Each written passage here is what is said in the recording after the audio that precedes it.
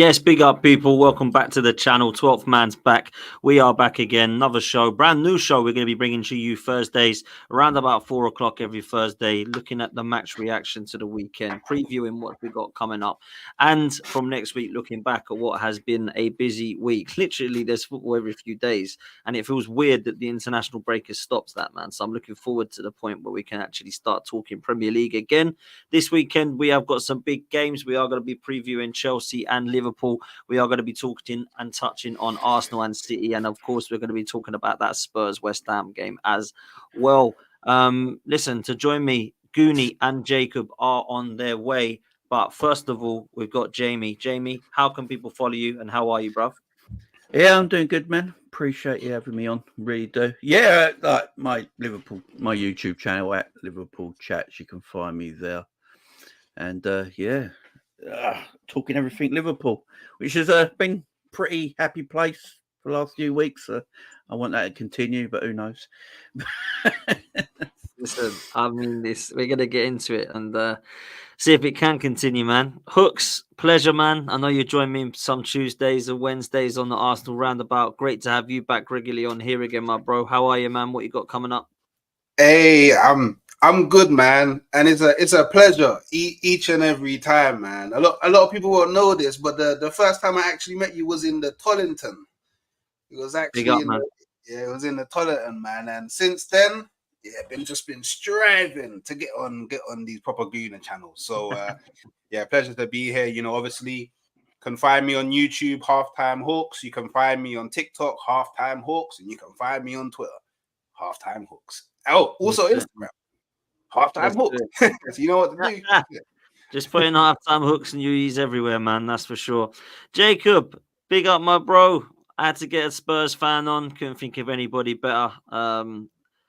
Great pleasure to have you on, my bro. United Spurs of America. Jacob, how are you, mate? Hello. Can you hear me all right? Yes, bro, we can. All over the place this morning. Apologies for being late. But thank you so much for the invite. Very, very excited to do this. Listen, man, I wanted to do some work with you for a while, and I thought how could I get a good panel together? Goonie hopefully will be on his way as well, but let's get into it. I actually want to start with you, Jacob, because this game this weekend against West Ham is always a tasty one. The kind of rivalry that has built up over the years with West Ham and Spurs at each other's throats. It's kind of, as an Arsenal fan, quite pleasing for the entertainment purposes. I'm sure Hooks is on the same level as me because obviously we've got this geographical, huge North London rival with Spurs. And West Ham, they haven't really been a problem, in my opinion. Their fan base, however, seems to hate us since we've signed Declan Rice. And in the last couple of years, there's been this absolute hatred towards Arsenal, where West Ham fans have just completely lost their heads. I actually don't know what to expect here. I think Tottenham should win the game. The way West Ham are playing, I don't think it's particularly good to watch. I don't think they're actually playing very well. I don't think Lopetegui has actually been a grass is always greener coach after David Moyes. But as a Tottenham fan, you always know that it's going to be entertaining Postecoglou football and there's going to be some goals for and against. So what are you telling me about this weekend's game against West Ham, Jacob? Yeah, look, I want to start with the last little bit you said there about West Ham's form. I don't want to take them lightly at all. I mean, you look at some of their competition that they've played. It's City, Chelsea, Liverpool. These are three teams highly projected. Two of them to contend for a title, and Chelsea there to contend for at least top four. And some Chelsea fans will even tell you they feel like they can throw their name in the hat for a title. And, you know, I find it funny because last year when Spurs were undefeated after 10, and I was even reluctant to throw my name into a top four race. You know, people still like to say, "Oh, you won the league, this and that," and you know, Chelsea fans. It's been 7 games, and they're getting the same amount of hype in their fan base. So you know what? More power to them. But their West Ham's opposition for me, they've been playing some pretty decent teams. I mean, what Ipswich, Brentford with a draw. Who else did they beat? Bournemouth, I think it was. Ipswich, Bournemouth. So, like, these are teams that they should be beating. When I look at their transfer business, I thought they had a really good summer, actually. Crescencio Somerville is a player I highly rate. Mohamed Kudus is a player that I screamed and begged for Tottenham to sign. And we went ahead and we signed Brendan Johnson instead. And, you know, that is what it is. But all fairness to Brennan Johnson, he's got, I think it's 6-6, 7-7. Then he also scored in his first international game, got a yellow card, so he couldn't play in the second one. So he's consecutively scoring goals, and that's something we need. You pay $55 million for a player, you expect something like a Mohamed Kudus, or at least one GA every game. If he's a one-trick pony and his one trick is scoring a goal that does or doesn't help us win, then I'm fine with that. I do need more from him. I do need it to stay consistent. Much like with Tottenham, we've been very inconsistent this entire season. I feel like our performances have not, the results have. Our performances in the final third specifically have been very Jekyll and Hyde. Sometimes it looks like a bunch of bozos in front of net with no idea. Sometimes it looks like a bunch of dudes that are like, here, you do it. Here, you take the ball. No, you take it. You do something. And everybody's looking at the next man to do something. That's a problem. But then there's games where we absolutely look like we're the father coming home and when we're getting served dinner, getting talked to real nice. And where's the middle ground? I don't know. But I've enjoyed some of this year. That Brighton defeat, man, it punched us right in the belly. And I think we needed it. It's better that we got it. Because imagine, we go on a 6-game, 7-game, 8-game winning streak. What does that do to the fan base? I would say even more than what happened last year with that 10-game undefeated run that we had last year. And, I'm one of those fans. I take things as they come. And when we're on top and we're flying high, you can guarantee I'm going to be having myself a good time. Because as a Tottenham fan, it's like, what do you look forward to? These are one of those matches I do look forward to. There's a result versus West Ham I still am not over. And it's a 3-3. We were up 3-0. And it was like the 70-something minute. And they end up drawing 3-3. I think it was under Jose Mourinho. And it's things like that. Those ones still stick in my mouth. And there's a few other results. Like I can't even remember what we did versus them last year, but I don't think we won both games last year versus West Ham. I think it was a draw and a win, maybe. I'm not sure.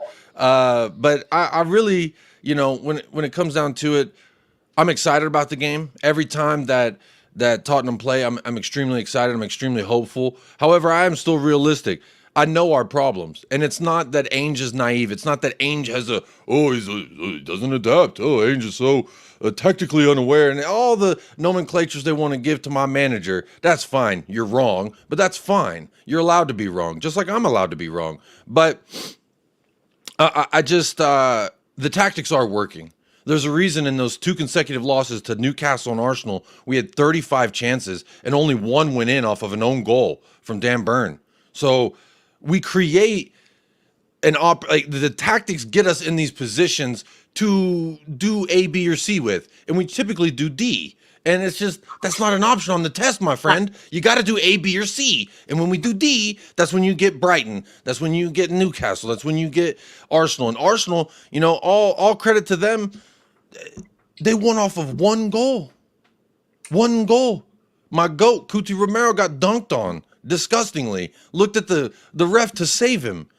Like, that's a different subject. I'm not going to talk about Cuti because I'm actually kind of, he's testing my patience. I'll be really honest. He's testing my patience. But all be that to say is, they've had a really good transfer window. I think that their results haven't really been indicative of where they are, how good a manager Lopetegui is. Now, I've had the luxury of meeting Lopetegui in person. Sevilla played FC Dallas in 2018, 2019 in a preseason friendly. So Sevilla came out. I met him. I met Jesus Navas. I met a lot of people. I was like, wow, that's a real human, And so I like him as a manager. I don't think he's in over his head. He might be the first manager to end up getting sacked this year if they keep having these performances. But again, you got to look at some of their competition, and I'm a little bit sympathetic. Fulham is a good team that they drew with. I pulled it up. So they drew with Fulham, lost to City, they lost to Chelsea, lost to Liverpool. We could do that too. So what is that? The results don't mean much to me. Their form, it doesn't mean that. I think that, we are going to be so successful or we are not. It's the same thing with Brighton. They said, they're going to be open. They're going to press us and it's going to be an end-to-end affair. And it was, but it was just one-sided in the first half. The second half was one-sided the opposite way. So it's, I don't take much into it until I really start seeing the men run around with the ball there. Because what else am I going to say other than Their results could have been the same as ours if we played those same exact teams. They had a really good transfer window this summer. They had a good one last summer. I rate Lopetegui. I think it's going to be a tough match. I think we'll be well within our rights to believe that we should get the win. However, a draw wouldn't be out of the realm of possibilities. I should look it up. Is it at London Stadium or is it at Tottenham Hotspur Stadium? So you're playing. Okay. Well, that don't mean much, because half of these fans, they're saying Ainge is naive. Oh, if I was playing FIFA, I would switch to a 4-3-3 or I would switch to this. That's bro, this ain't FIFA. It's real life. And Ainge Postecoglou said something this week that really resonated with me. And it was a question, big up Sava. It was a question from, I can't remember who the interviewer was. I think it was on Optus Sports or some UK program. But the quote came out. The question was, do you hear the criticism? Are you aware? What are your thoughts of fans and people, pundits saying you're tactically unaware, you're naive, you don't adapt, and yada yada. He said, of course I hear it. Of course you see it. But all that does is tell me, I'm definitely butchering his quote here, so don't take it word for word. But he said something to the effect of, I'm where I'm at because I believe in my philosophy. If I didn't, I wouldn't be where I was at. And the people that are saying that I need to do X, Y, and Z aren't here. I am. So am I going to take their word for it when they've never been there and they want me to do what everybody else has always done? Or am I going to do what I've done that's gotten me into this position? It's almost like, yeah, you ain't the fastest horse, but the horse has still won the races he's raced in. So now he's in the Kentucky Derby, the highest of the highest, and you're trying to put him up there. It's like, are you going to have him run different just because the competition's harder? Or are you going to have the horse do what the horse is good at? And me, I'm going to let the horse run however the horse want to run. I almost cursed, I'm sorry. But I get really passionate about it because I feel as though, like, with Jose, with Conte, with Ainge, and even with Nuno's goofy ass, I still felt like, let this manager, give him a chance. Because with Jose, we sacked him before a final. With Conte, we sacked him after he had a meltdown. And with Ainge, it almost seems as though Levy is a little bit more patient with a loss or a draw when we should have won. And I think that if we can stay on that road, then Ainge might be able to be a very great transitional coach to get us from where we were to actually competing. And that's what his goal is here. Now, his goal is to compete with us. His goal is to get us to compete now and in the future. So whether that happens, I think is solely down to this board and the ownership of the club. But for me, again, the tactics there's nothing wrong with the tactics. It's these damn players in the final third. And I know I kind of did a big picture, like a big umbrella look at Tottenham. I kind of disagree with that, Jacob. I disagree with that. I think with what part? I said a whole bunch of things. That tactically, man, Andrew's got to take an L on some of the games this season, bro. Like I've been told, right, when we played, and I'll bring Hooks in on this as well, right? When we played you, I was told your goalkeeper was better than ours, your back four was better than ours, your defense and your attack and your midfield were on par with ours. So we got the players. But who's now saying this, it's though? not Ange. Yeah, but okay, but the majority of the fan, you might not have said that. Majority of fan base I see put combined 11s, which are amazing to me, crazy to me. But And then I look at always... tactically, I don't think the defense is as bad. It should not be as bad as a unit as what it is, and I think Ange has definitely played a part of that. And when I look at him on the sidelines against Brighton, he literally looked lost, mate. He's like, "What do I want to do? I haven't got no idea. I've got nothing else. I've got no plan B." And sometimes you need plan B. When he was interviewed before the Brighton game, they said to him, "Is this going to be an exciting game?" And he said, "Absolutely. We want to be entertaining. We want to be an entertaining game." Sometimes you have to not be entertaining, and sometimes you have to get the results.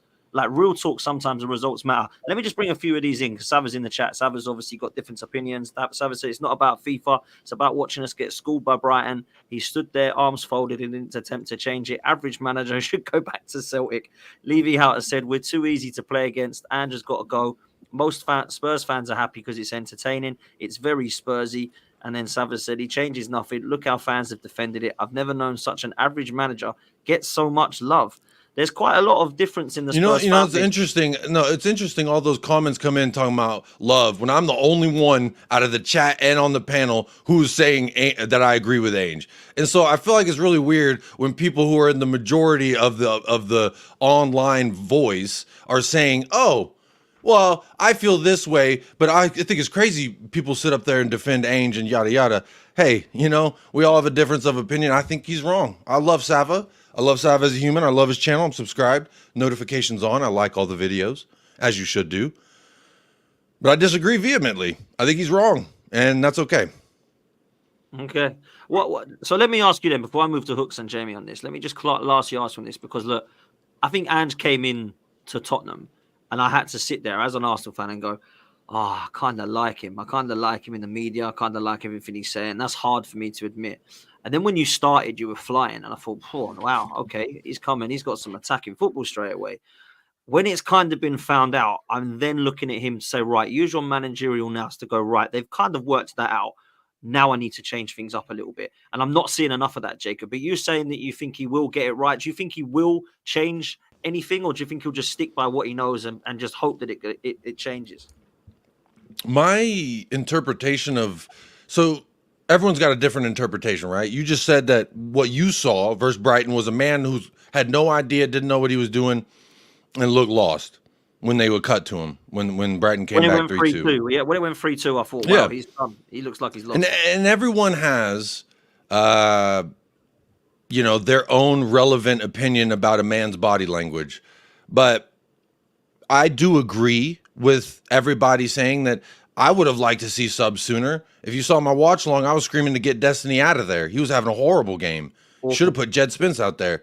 But that's me. I'm not a manager. I haven't managed for 30 years. You know what I'm saying? I ain't won trophies for different leagues and international stages.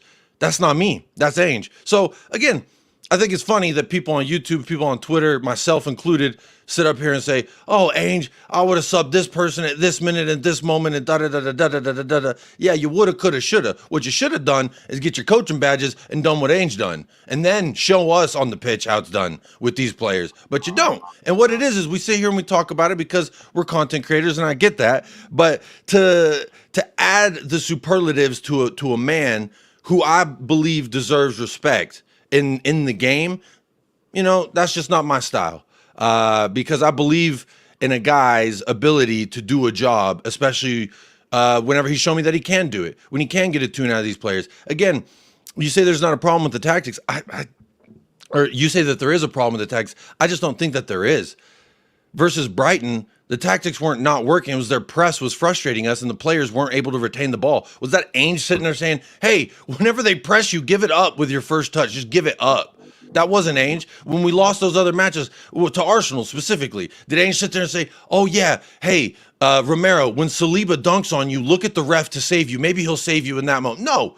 Did he say to let him body you like that? No. Did he say versus Newcastle? That's what I'm saying. It's just people put, Ainge this, Ainge that, and then they take quotes and they take a sentence, they take 4 or 5 words from a large quote of what he says, and then they make their opinions. And again, I allow people to do whatever they want to do with their opinions. However, I'm not a sheep. I don't subscribe to people to be influenced. I subscribe to people to hear other people's opinions. And for me, I have my opinions and I know how I feel. And I see Sava talking about facts this, facts that. Fact of the matter is we won 5 games in a row, but they'll discredit it because, my opinion of this club is X, Y, and Z. Okay, you can discredit all you want, but the facts are we won 5-0. Them are facts. let me bring Hooks in on this, man. Talk to me. What you saying about Spurs, bro?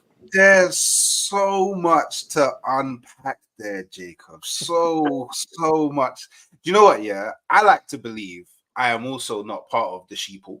I like to believe I form my own opinions and I don't follow the crowd. So what I'm going to start with first is basically the actual game itself. So I find, as an Arsenal fan, West Ham versus Tottenham a very entertaining game. Like, I get to watch 2 London teams. One of them always been my rival. The other one, like Dan said, after we signed Rice, they randomly just became our rival out of nowhere and started hating on us. But it is a game that it has been very close over the last few matches. I think it's been like 2 wins to you, 1 win to them, 2 draws. It is a game that provides a lot of goals, so it's definitely an entertaining spectacle. And then obviously with the way that Tottenham are playing, very attacking, it's going to be fun to watch. And I do believe that Tottenham are most likely going to go on to win this game because West Ham, in my opinion, have been woeful. And I think it's a perfect example of changing your manager and buying a lot of players in the transfer window doesn't necessarily equate to positive things, success. So that's that. Now, on to your manager. Yeah. For me, he's the perfect manager for Tottenham fans. Yeah. And the reason why I say this is because, look, I grew up pretty much in Tottenham. I know so many Tottenham fans. And the things that they always say to me is, we want to see entertaining football. We want to be entertained. Like whenever you go to, I won't say it because I don't know if I can, but I'll say White Hart Lane this time. But we all know what I want to say. It begins with an S. They just want to see a spectacle. They want to be entertained. Yeah. And he does that. Now, where I think the problem with Ange is he doesn't actually realize when he needs to make a change. And I say this because, yeah, the tactics work offensively, but the tactics do not work defensively at all. I'm sorry. That Brighton game, I was pretty much at halftime on my watch along. Oh, guys, we've been defeated. Spurs are going to win. But then the second half, whoa, what's happened here? And he didn't adapt. All he had to do was bring on a Basuma who breaks up play, gets physical, battles in the middle, and drop back a bit and focus more on defending than attacking. But you guys were like, no, we want to score more. We want to go for more. And should have scored that third and fourth.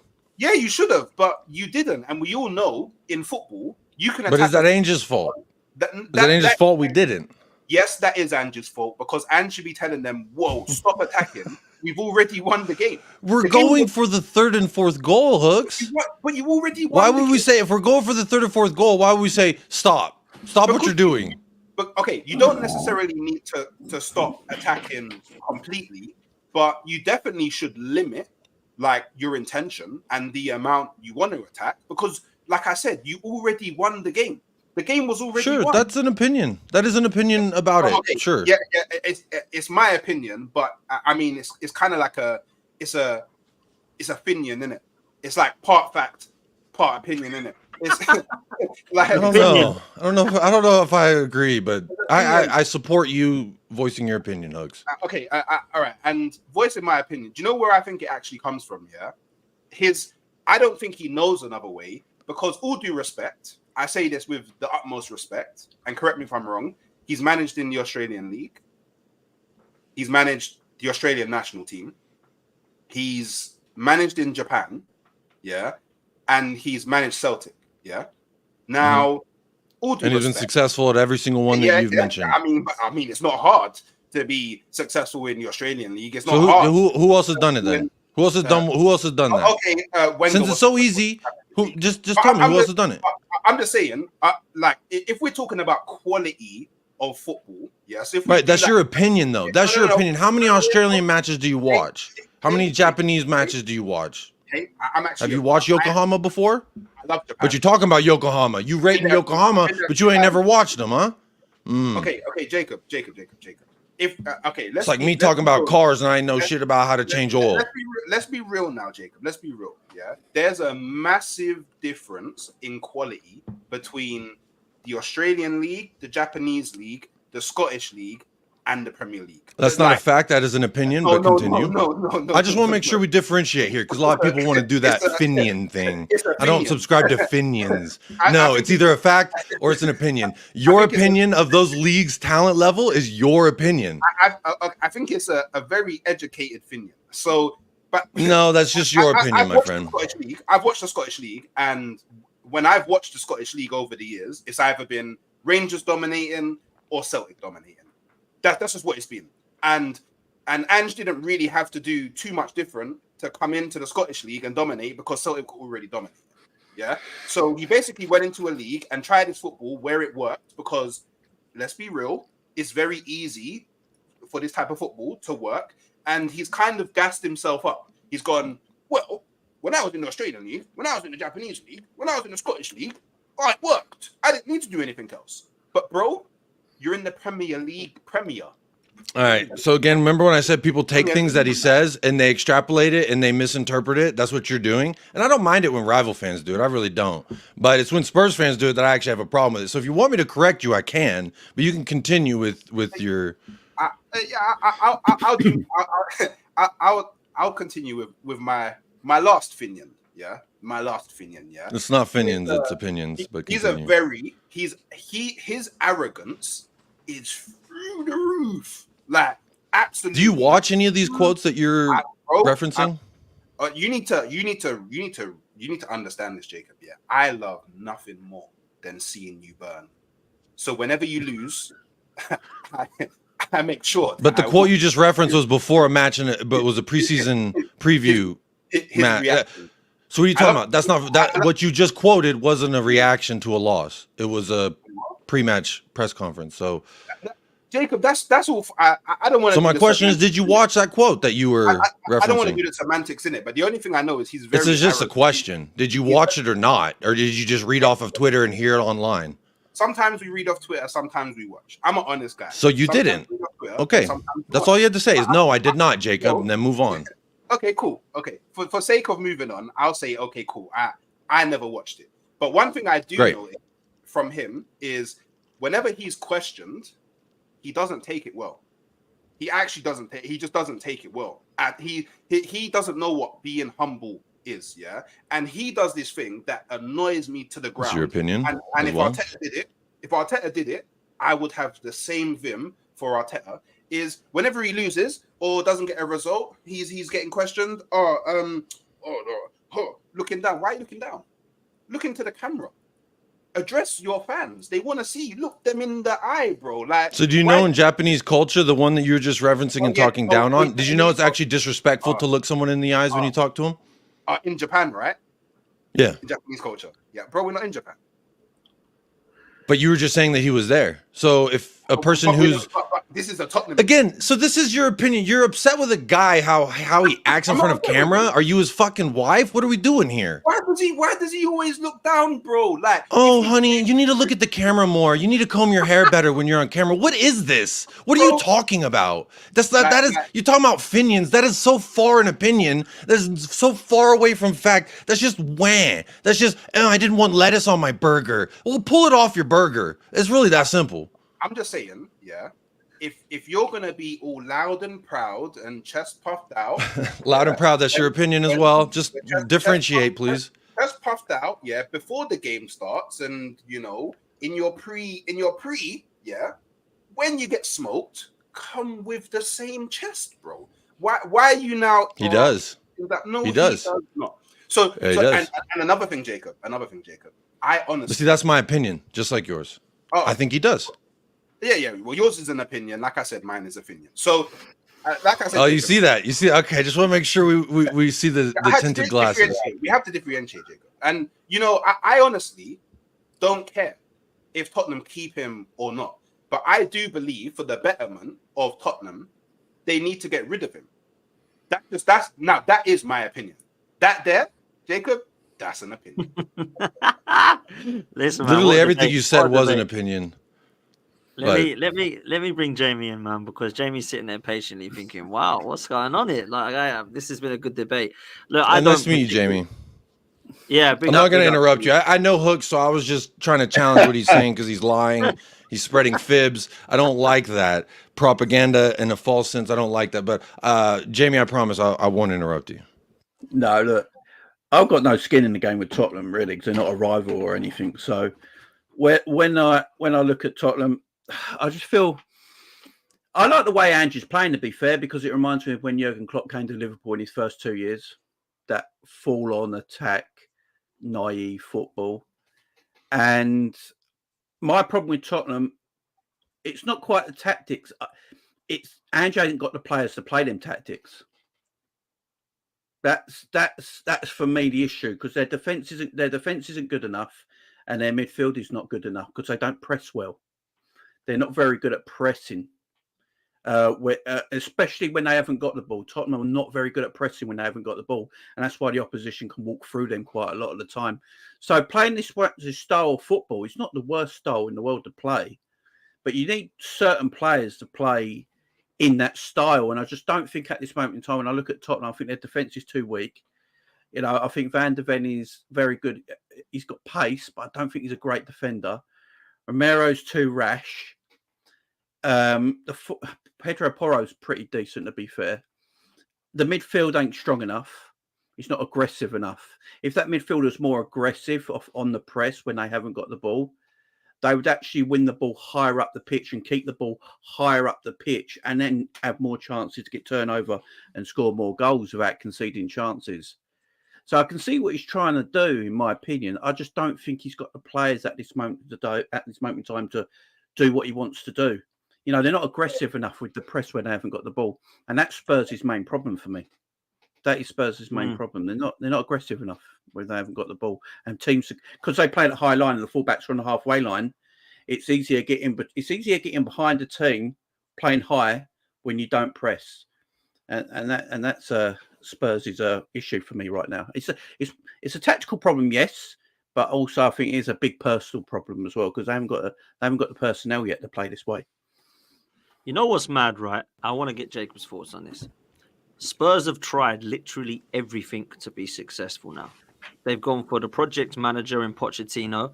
They've gone for the win now manager in Conte. You could say they've done that with Jose as well. They've then looked to go for more of a style with Nuno, who, to be fair, had a style at Wolves and is now showing a style at Forest. And now they've gone for Ange Postecoglou, who's clearly got an attacking style.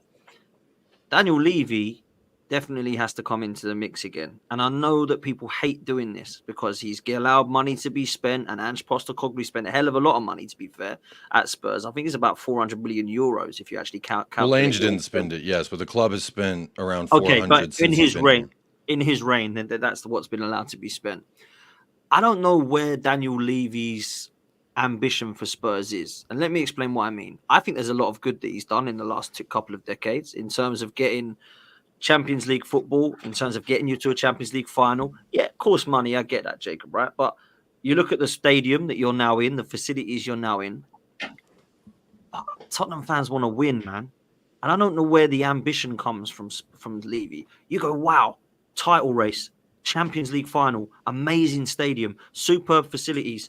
When do you get across the line then? And I'm talking about winning a trophy. It doesn't have to be the Premier League, by the way. Just winning something, because if they are a Big Six club, they better pray that Aston Villa aren't going to win a trophy before them, because otherwise they're going to fall out of this Big Six if Villa are here to stay. This is like serious and then Newcastle coming onto the mix now with all their dollar. Like, where is Daniel Levy's kind of reaction? Where's the ambition for that? And I just don't know that we can look at Spurs as serious until he decides to go, look, I know people give me stick, but look, I've just delivered. I've just won you a trophy through my decision-making, through what I'm doing behind the scenes. This is where we're at.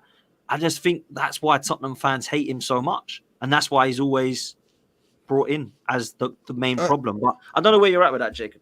Where I'm at with it all is, you say something about us being taken seriously. I ain't taken us seriously since about 2016, 2017. The Champions League final brought me back. And then my interpretation of events after that Champions League final, which thank you for that, by the way, Jamie. Shout out the armpit goal. But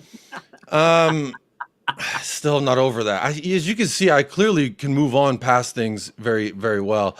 No, my interpretation of the way that this club has been run since that Champions League final is we're like that dude at the party that's like, I don't want the party to end. Let's go to the next after party. Let's keep chasing the function, And it's like, we did that with Jose, and then he literally got us to our last final that we played in, which was the loss against Manchester City, where Ryan Mason had his managerial debut, which is a shining lump on a hematoma on the forehead of our club. Because for me, that was the signal of, like, we are a burning ship and people are jumping out at will. And,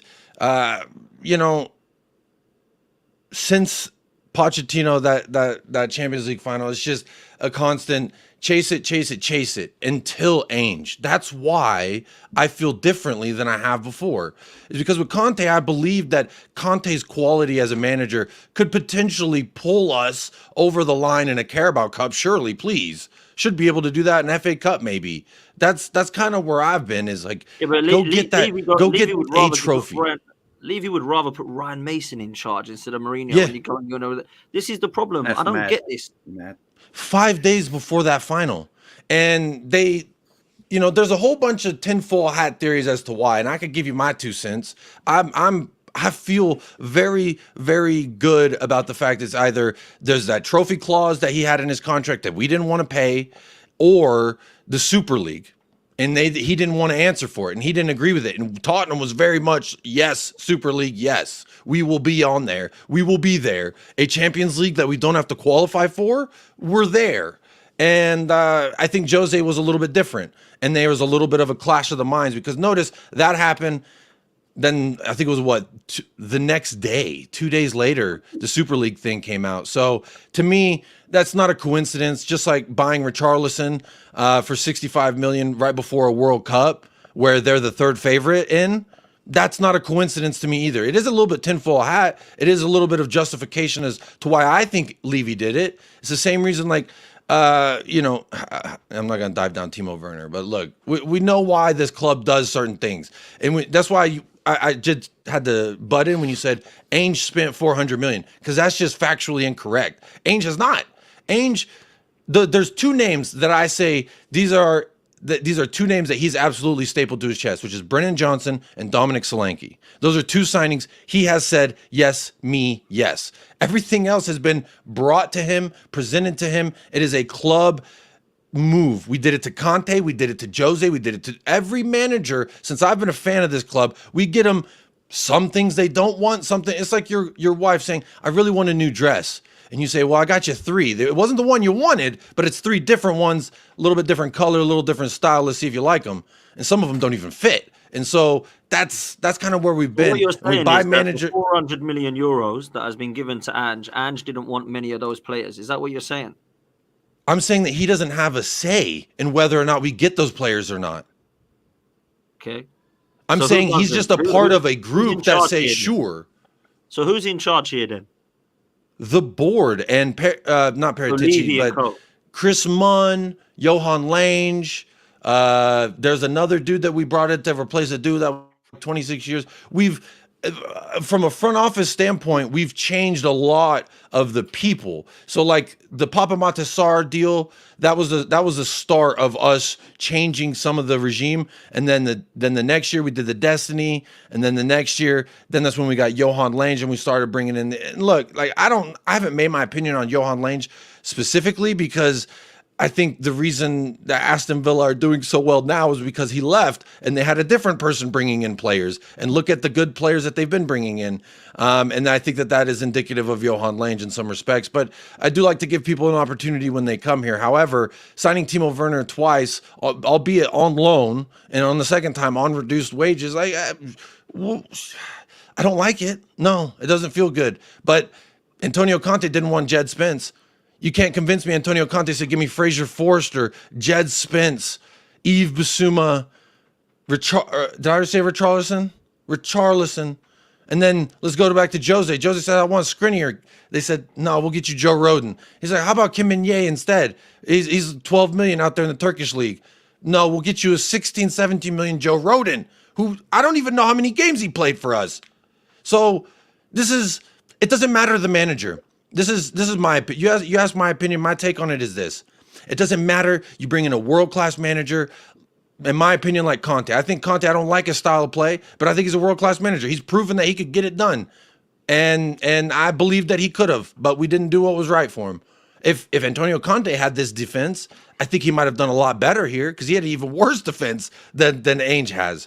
But if it's Ainge, Nuno, Jose, Conte, that's 4 extremely varying levels of quality of manager. They all are going to struggle here. It's just, you could bring Pep Guardiola, he's going to struggle here. It doesn't matter the manager. That's why I'm reluctant to really place all the blame on him. It's like we continually see the problem, which is the club and the way that we recruit and the way that we treat our first team. Because like you said, we are into entertainment. We have Beyonce, we got Travis Scott, we got WizKid, whoever that is. I don't even know. I'm getting old. I don't know who that is. We got all these people performing. Pink flying all over the stadium before she deleted all her P. Diddy tweets on Twitter.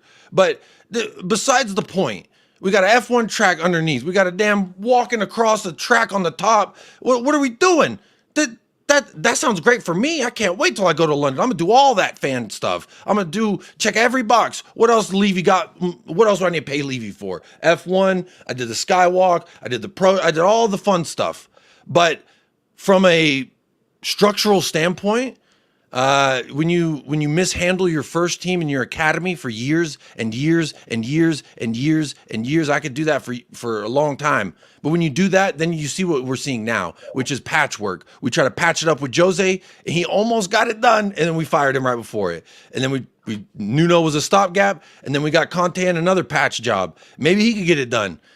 Now, Ainge, I feel like is not a patch job. Ainge, I feel like is, okay, we accept where we are, and we're going to try to build something to actually challenge and change things. I've always seen Ainge Postecoglou as a transitional manager, as a guy to take us from a broken, moldy house into a house that we can actually live in. I can actually have running water in, but the walls are still moldy. The roof needs refixing. The insulation ain't there. There's no central heating. There's a lot of problems with the house. Ainge ain't going to come here and fix it in one day. He's not a miracle worker. He's not Jesus Christ. He is just a dude. And to me, that's why I don't fault him for all this amalgamation of problems that we've seen. Y'all have seen it as rivals. You've laughed at it. Brother man Jacob, I would just really like to challenge you just on one thing, innit? Because you go, Ainge hasn't spent 400 million, the board has, yeah? Because Ainge didn't want all of these players. This is I'm paraphrasing effectively what you said, but when it comes to Arsenal, well, he didn't say no enough. Oh no! Arteta signed all of them, even though it was Edu that signed Marquinhos. And well, that's just my agenda. Even though Nuno Tavares was a club signing, not someone that Arteta wanted, as just two examples. But I just want to throw something out there in it because I don't know who Spurs Web are, but I'm assuming that you do, and this is what Spurs Web said. Yeah, so Postecoglou says he will have strong control over Spurs transfers despite Johan Lange's arrival. And Postecoglou says that he has always had the final say on transfers throughout his managerial career, and it is no different at Tottenham, revealing that he got most of his first choice targets in the summer. This is in November 2023.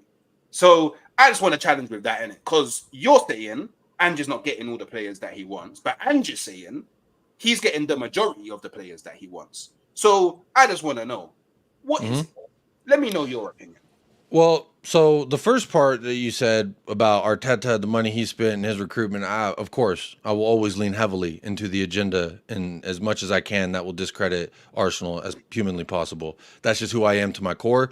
I can be as most unbiased as I can, and I can say the most basic stuff, but I will always take the petty route when it comes to Arsenal. The 18 other clubs in the league, I'm perfectly fine being unbiased towards, but it's Arsenal, man. It's just something about that I hate it all. I'll be so honest. But anyway, the other part about Ainge back in 2023 saying this, I'm not surprised by it. The man had been in the position for about 2-3 months. And of course, in 2-3 months, who's not loving their new job when it's the best job you've ever had, the highest paying, the most luxurious job you've ever had, and you're 3 months into it, you're going to be saying everything. Oh, I love the office chair I'm sitting in. The monitor they gave me to plug into my laptop is absolutely fantastic. I love the editing software. They don't actually know all the problems. But here's the part where I agree, but I also disagree. I guess that little middle ground you like to use of Finians or Fikinians? What'd you say? I can't remember. We go with Finian.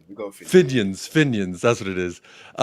Where, I know from Ainge's history, if he's not getting what he is agreed to with management, with the ownership, whatever, he will walk. So to whatever degree he's had an agreement, he's accepted this. So he does hold smoke for that. Just like he does, like, again, when I get up here and I defend Ainge and I defend performances and I say I blame the players, I blame Cuti Romero for Brighton capitulation. Where's your captain when you're falling apart? I'm not looking to old man Jenkins on the sideline to tell me what to do. I'm looking at the guy who's in the mud bleeding with me to help rise me from the earth.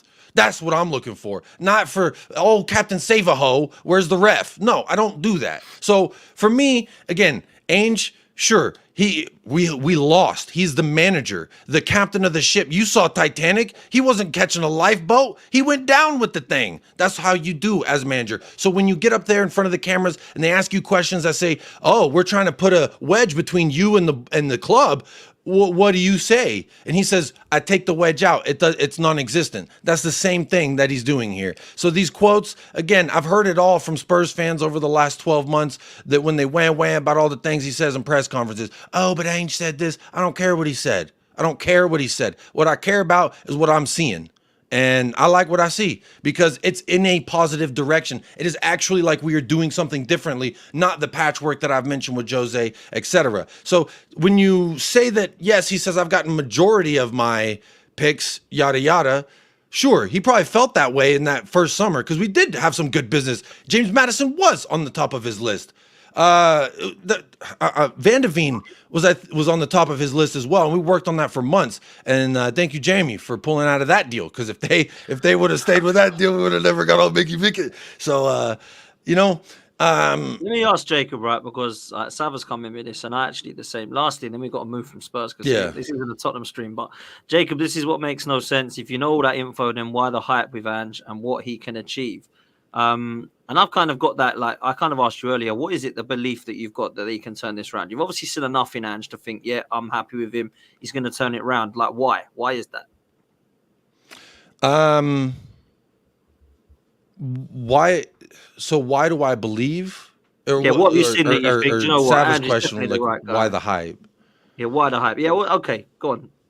You go with Well, both. first of all, I'm a fan. I'm a supporter. If I can't get hype about my club, what am I even doing here? What is the point of waking up at 5 a.m. to watch a 5:30 kickoff on Saturday?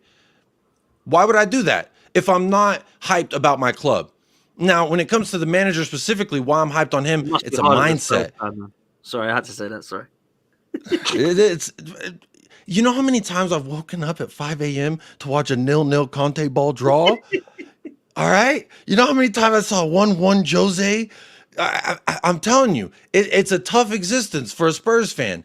And so you ask me, well, Sava says, why the hype? Because I love my club, man. I love my club. I don't care. Yes, we've got bad things all around it, but I still, like, once we clear the weeds, we trim the brush, the garden's going to look fantastic. We just got to do it. And I have faith that Ainge can help us with that because of his mindset, his philosophy, the kind of guy that he is. I rate it very highly. Now, some people may not rate it as a football manager, and that's fine. People are allowed to feel however they want to feel about Ainge, about his tactics, etc., just like I am. But I believe in him to change the mindset here. I believe he has the ability to do that. Now, whether he does or not, no one has a crystal ball. So anyone who says this will happen or this won't happen, you don't know. I don't know. It's all my opinions and my assumptions. So when I see Ainge constantly trying to change things that have been, yesterday reminded me of Tottenham that I've seen the last 4 or 5 years, which is, oh, we got this. This is easy. We figured it out, and then we capitulate, and it's bad. And to me, that's been a problem that's been here since before Ainge was here. So it's hard to blame a manager for all the things that are problems that he necessarily walked into that he's working on fixing. And again, I'm more patient with Ainge than I feel like with Conte or with Jose because, but again, for the record, I didn't even want either one of them sacked, by the way, because I still was like, I don't blame them. It's this one trophy since 2008 was our last trophy. And our last final was 4 or 5 years ago with Jose Mourinho. So, if you can't believe that something's going to change, if you don't believe that something's going to change, that's fine. I'm not saying that it will. I'm saying that Ainge's mindset, his philosophy, the kind of man that he is, gives me some hope that we can make a transition Okay. into a better club. Okay, listen, I hear it, I respect it. We're gonna move from Spurs. Before I come to Liverpool, let's do some super chats. King Juice, big up you, bro. Says, big up to the panel. Potts have a £500 bet with a guy from work. He's a Chelsea fan. He's chatting like Madueke. Gonna have a brace. I need this stuff, bro. He's an American don. Listen, man, Madueke actually has started to look a little bit better on the ball, in my opinion, than he has when he first came. But let's hope he doesn't get a brace for your sake, man. Big up to you, King Juice. I hope that your money comes in. Suj, big up, bro. I know you will definitely know about Ange being from Australia. Big up down the panel in the community. It's 1:30 a.m. and I finally caught a live again. You're a madman. Thank you so much, Suj, and thank you so much for your super chat. Hit the like and subscribe, people. Make sure we do that. There's well over 300 of you in here. Make sure that we get the likes up. We've only just hit over 100 likes, people. So make sure that you do get that like button hit and subscribe to the channel. And make sure you're following all of these guys as well. You'll see all their Twitter handles and social media handles there as well. This last super chat for now comes in from Aditya. Says, Arsenal fans should bow to Liverpool for not letting Spurs win the Champions League and saving their face in the streets of London. Do you know what? One of my worst evenings watching a game of football. That was a horrible game to watch, but let's be real. It was one of the deadest finals we're going to see. Tottenham did not turn up, that's for sure. Let's move from them, though. Jamie, massive game for Chelsea and Liverpool this weekend at Anfield. Bro, this Liverpool side at the moment, I think, is now going to be tested. Over the coming weeks, I'm going to start to look at what this Liverpool side is all about under Arne Slot. Because when you've got to play Man City, Arsenal, Newcastle, Chelsea, Villa, Real Madrid and Bayer Leverkusen before you go to your Merseyside derby on the 3rd of December, that is an unbelievable period of time for Liverpool. What are you expecting at the weekend, bruv? I just see a lot of wins there. No. No, look, this Chelsea game is probably our most difficult game so far this season because, Man United are a mid-table club now, so no, you can't mention them. So, yeah, look, Chelsea are doing well as well at the same time. They're on good form at the moment. I'm dropping points against Forest, obviously, in their last game. I fancy us at home against Chelsea. I really do.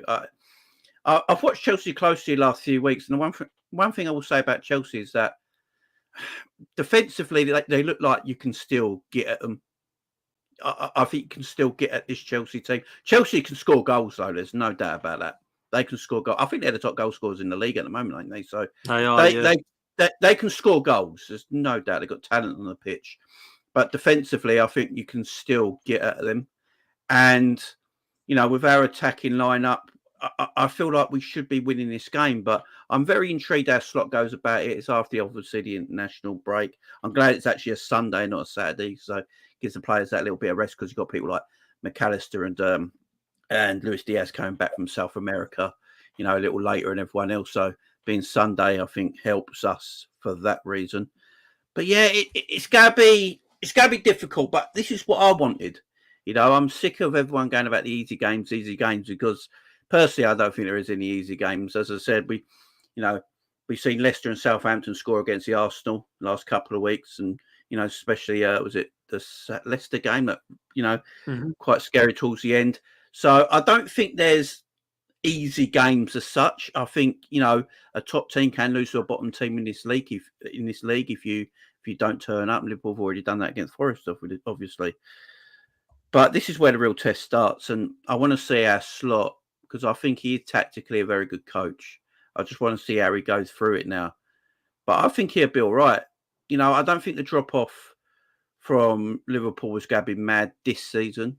Can't talk about the future, but this season with the players that we got, I don't ever think the drop-off was going to be that crazy.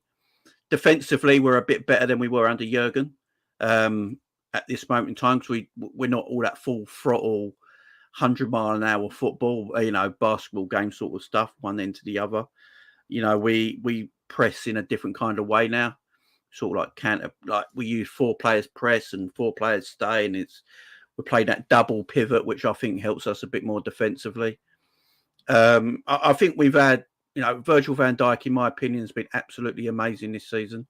I don't think anyone's talking about Virgil that much because I think the Virgil's normalised it now so much, but he's been immense this season for us already. Kanate has been excellent as well. Trent at right back is even been pretty decent defensively this season. Left back, I think, is our weakest area of the pitch at the moment. And then obviously Ryan Gravenberg from absolutely nowhere is probably the best on form midfielder in the league right now.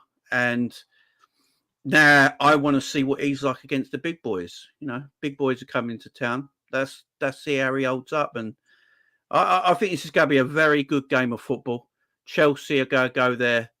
Maresca knows the way he wants to play. He's going to go at Liverpool. And I think if Chelsea go at Liverpool, I think that helps Liverpool more personally. And as I said, Chelsea defensively have not been at it. I think Cucurella's suspended, if I remember rightly, and Fofana, if that's correct. So I think that'll give Liverpool a slight advantage to win this game personally, then. Listen, I'm with you. I've got Liverpool to win this one. I do think Chelsea have been fairly impressive. I mean, Cole Palmer's an absolute baller. Their midfield has actually been pretty balanced this season in comparison to last season. Defensively, I'm still not too sure about Chelsea, and I still don't think they've got a goalkeeper that I could trust. Also up top in front of goal, if they actually went and got a striker, I have Chelsea to do well this season, but I just don't think Jackson is it. I think Jackson can score, but Jackson isn't clinical enough to get him to a next level, in my opinion. So that's where Chelsea's weaknesses are. They could change that in January and the summer, and I'm sure they will, and Chelsea will be a good outfit. Maresca's come in and actually got him playing a half-decent style, which I know some people don't like in terms of the entertainment, but he's been scoring goals and it's been looking pretty good from what I can see. But I have Liverpool to win this because I think defensively they've been sound and they can score goals. Jota the slaughter we know all about. Salah still delivering. Diaz, great start to the season. Alexis McAllister is phenomenal. I think you're right about Gravenberch. Just think Liverpool at Anfield, I don't see a loss here. I think they're going to win this one. But Hooks, what are you telling me about this game, bro? You know what? I think this is the game where Chelsea surprises Liverpool. I'll be completely honest. So part of it is hope, right? Because Chelsea beating Liverpool helps me out immensely, and I hope it will be the start of a long run of L's for Liverpool. But this is the way that I see it, right? Is I personally think that Chelsea should switch flanks and have Neto. Well, they should play Neto on the left and just have him constantly running at Trent and force Trent into thinking more about having to chase back on a Neto, because I feel that's where Chelsea will probably get luck. And then have Sancho go up against Robertson, and we've all seen how good Sancho's been of recent, of taking on players and beating his man and getting balls into the box. So El Sancharito. Yeah, like I you know what? Yeah, and I don't get me wrong. I also agree with you. I also feel like Gravenberch has probably been the best on form midfielder.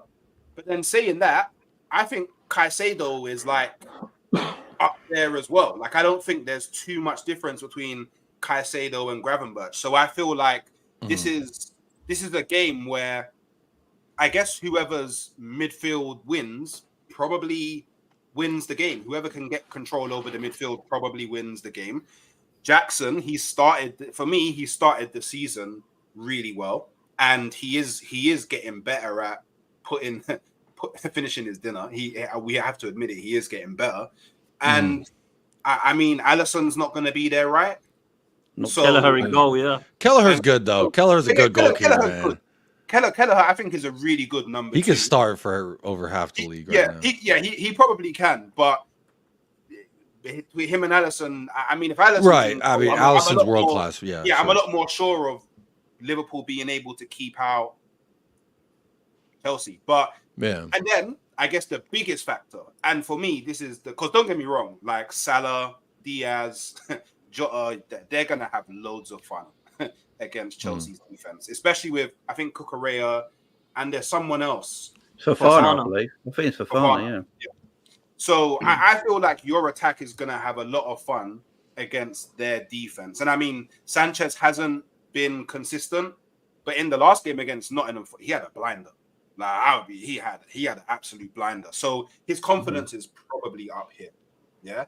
And now Chelsea have a manager who is tactically really good at setting up against teams. So I feel like he may potentially win the tactical battle versus Slot. And then it's which Palmer do we get? Do we get the Palmer that scored 4 goals in the first half? or do we get the Palmer against Forest who did a 5-yard pass for an assist? Like, that's really what it is. Which Palmer are we going to get on the day? If Chelsea's Palmer is the 10-10 Palmer, then I just see Chelsea scoring more goals than Liverpool. I'll be honest. Because even though your defense is good, you still do have, for example, Konate. He does make mistakes in games. And I feel like if you make mistakes against Chelsea with all the quality they have in attack, it could bite you in the bum. I hear that. So I hear that with the Konate thing. But I agree with Konate because I've always had my worry about Konate by that. But I'll have to go from what I've seen this season. Konate's been exceptional so far this season. And, Chelsea are going to cause us problems. There's no doubt about it. They've got a great attack. It depends who they play. I mean, if they go Jadon Sancho, my worry, if I'm a Chelsea fan, if I go Jadon Sancho and Neto, if Liverpool go play that double pivot and Szoboszlai having that free role and then you've got the free, are they going to get back defensively and work? Yeah. That'd be, if I'm a Chelsea fan, that'd be my worry because we know Diaz does Salah gets back. Szoboszlai will do his defensive duty as well, even though he's number 10, so he'll slot in and make it harder in that midfield. So and Jota drops deep as well. So that'd be my way on the Chelsea. If I'm a Chelsea fan, will then going forward excellent, but do they get back enough? And that's what I've always said about Chelsea this season. Going forward, they're as good as anyone in the league. Defensively, I don't think they work hard enough. I think I go back to that Bournemouth game. I know they won that Bournemouth game eventually 1-0, but Bournemouth should have been 3-0 up at half time. They were all over them. And the Wolves game, that first half, Wolves should have been 4-0 up by half time. And then the second half, Wolves just didn't show up and Chelsea were excellent. So Chelsea have got weaknesses at the back defensively, and I think Maresca's still trying to work that out, where I think Liverpool at the moment are better from front to back right now because our players have been playing together for a little bit longer and Slot's not changed too much. I do think I was just going to chime in real quick. How I see it, just I can't stay too much longer. My wife needs my help. Yeah, no, likewise. I wanted to do about an hour, but Tottenham was rolling, so I left it. I'm sorry about that. I actually have been away from streaming for like a week, so I had a lot of things on my mind when it comes to Tottenham. But man. It's all good. In respects to Liverpool and Chelsea, I actually think this is going to be one of the most. I'm very intrigued to see this because, again, 2 first-year managers. Arne Slot. I think it's crazy to say Konate's been 50-50 or this or that. They've conceded 2 goals. So whatever you want to say about him, they've conceded 2 goals in the Premier League. That's crazy to me. So I put that with a lot of respect. However, this is where it's going to get really interesting because you did mention Alisson. That is a fair drop-off from Alisson to Kelleher. While Kelleher is a great goalkeeper in his own right, I mean, Alisson is a miss, 100%. But what interests me the most, personally, as a neutral, is Liverpool's forwards, I guess you could say, like the amount of forwards and the quality at forward that they had for the last 2 years comfortably. I'd say that they've had the best forwards out of anybody, in my opinion, as far as like 5-6 different forwards that could start for damn near everybody in the league.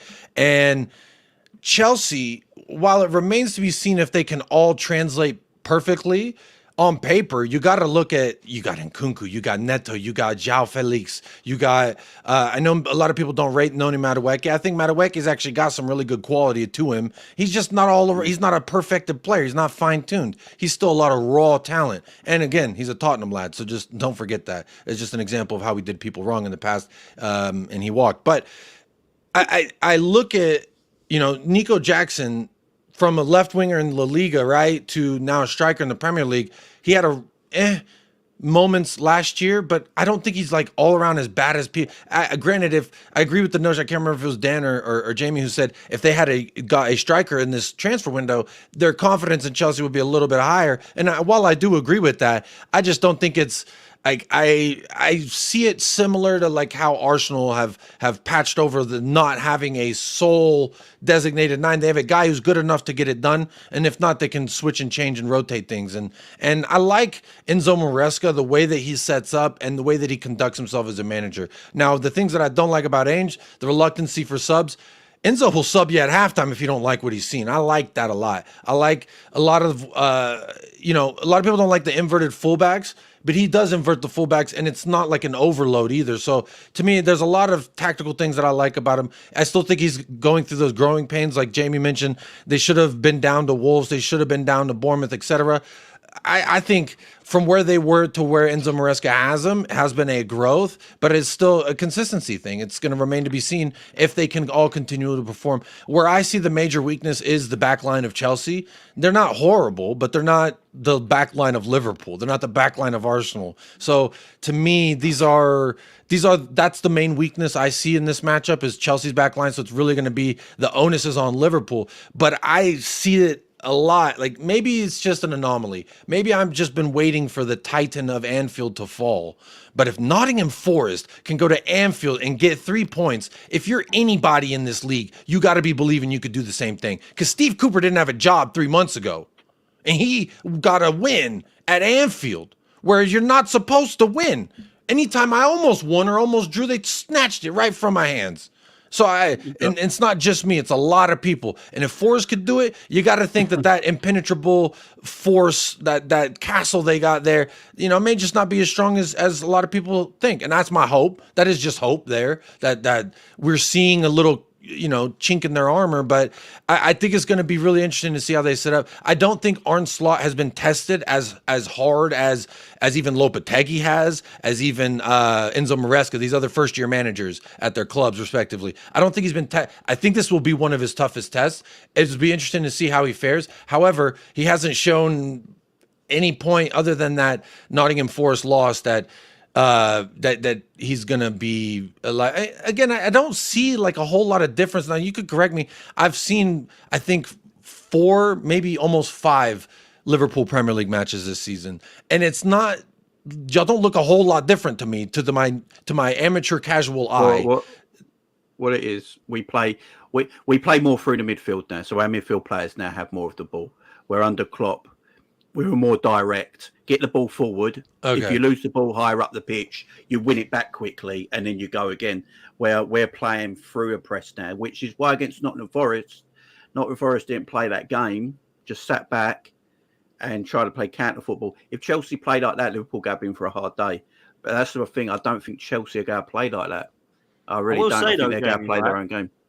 I will say one thing Jacob's touched on, and we do need to wrap now, but one thing that Jacob did touch on, I agree with, is I think the biggest compliment I can give to Arne Slot is that I've not looked at Liverpool once so far and gone, oh, they look unrecognisable to Klopp, like this really bad. No, it's good. I think that's a massive compliment you can give to Arne Slot. But every single time I've seen the scores for Liverpool, I'm like, yeah, sounds about right. They should have beaten them. Should have beaten Wolves, should have beaten Brentford. They did. Should have beaten Man United, should have beaten Ipswich. Do you know what I mean? Should have beaten Forest, but they lost, like Jacob said, slip up. So now comes the test, and that's what we're going to be judging Liverpool on, man. Listen, before we do come to a wrap, just really quickly, Arsenal Bournemouth. Anyone see this going away from Arsenal this weekend, or are we quite confident Arsenal will get a win? Are you at home? Are you at home? No, it's away. It's away. It is away. It's away. Well, we have Vitality, huh? The fortress. Yeah, what but time we've been better away this season. So we performed a lot better away from home than we have at home. And I honestly, I can't see past Arsenal winning this game. Like me myself, I've predicted 3-0. As an Arsenal hater, I agree. Last year, you wore me down. I predicted y'all to lose every single match. You just kept winning. And it was just like, all right, fine. I'll just accept it. You're going to win these kinds of games. It could just even if you have your worst performance of the season, you still walk out 1-0 or 2-1, something like that. Worst case scenario. There's no way you don't leave with 3 points, in my opinion. I think Bournemouth shock Arsenal and go into an early lead, and then Arsenal win 2-1. Okay. Yeah, see, that's worst case scenario, I think. Yeah, I've gone for 3-1, and I should really go for a clean sheet away from home because we've been very good, but I'm going to go 3-1. I think Bournemouth actually a good side. I think Semenyo has done really well. I think Evan Nilsson's coming into the mix. I don't think this is going to be like, this will be a 4-0 again or 5-1. I don't see that. I think it'll be a difficult game, but I do fancy us to get the job done. And then we move. And what will be nice is if we do get that job done, is we can sit on Sunday, Brooks, and we can watch Liverpool, Chelsea, and Man City Wolves and just relax. know what I'm saying, bro. Yeah. That is nice. So yeah, we'll see. Definitely entertained for the West Ham Spurs one. That is a absolute certain. I'll be watching that one because that is just going to be entertaining, and I love watching. I hope two West fam- Ham gets smashed. By the way, I hope West Ham gets smashed. You don't like I hope so too. West Ham fans deserve everything they get. I hope they get smashed. Should have kept David Wow. Moyes, man. Should have kept David Moyes. Yeah, I don't understand West Ham fans' arrogance. Never understood it. Fair Never play, man. understood Well, Listen, I'll that- be honest. If I won a Hope they European get smashed. trophy just a couple years ago, I'd probably be shameless. You'd probably be tired of me too. Trust me. No. They've been shameless all my life. I don't get it. You know, yeah. They are, I man. hope They they are lose. actually becoming a problem with Arsenal with this Declan Rice thing, man. It's actually a joke. Like they've become so they absolutely cannot stand weird. Arsenal. It is a weird. As much thing, as I man. hate them, if they hate you enough, you know what? I'll just say carry on, old soldier. Yeah, they definitely don't like us. That's for sure, man. Listen, we're gonna come to a close. Jamie, shout out how people can follow you, bro. Yeah, so you can find me at Liverpool Chats on my YouTube channel, Liverpool Detailed, and Chats LFC, Chats Jamie LFC on Twitter. Love for that, man. Love for that. Hooks, likewise, man. What you saying? Hey, I'm literally in about 30 minutes or so gonna drop my preview to the Bournemouth Arsenal game pre-record. So check that out at Halftime Hooks. I'm so close to 600 and we're on the road to 1K. Help me believe that this is the place for me to be. Come on, people. Make sure that you get over to Halftime Hooks and get him to 1K, man. Come on, we can do that. Jacob, likewise, bruv, what you got coming up? Tomorrow will be my return show. I was gonna do it today, but I'm gonna give the wife a little bit more time off. I took some time away from YouTube just during the international break, but United Spurs of America, that's my channel, America's #1 Tottenham Hotspur fan channel, to whatever degree you want to rate that. Thank you so much. I am working on having more content that's not just solely around Tottenham Hotspur, but that's where it's born and raised, because that's where the passion is. And I'll say this about Hooks. He's a fraud. He's a con man, but he's also a good guy at his heart. He makes bad decisions, but he's a good guy. Even I subscribe to Halftime Hook. So, and that's from a Spurs fan, and I hate everything about Arsenal. It pains me to say y'all were the best defense last year, but you were. And, it costs nothing to support good people. So support Hook, support everyone on this channel. It costs nothing to like the video as well. Big up, Jacob. Absolute legend, man. Make sure you hit the like and subscribe. You're following all of these guys. And listen, stay tuned, because right now, Hussam, Tom Little, and Carefree Lewis are going at it over on Carefree Lewis. So I'm going to redirect over there. So please make sure you show them some love. I'll be back here literally in about just over half hour, 6 p.m. Me, Tobes, Lawless. Don't miss it. See you there. Take care. Toes. That's a good one.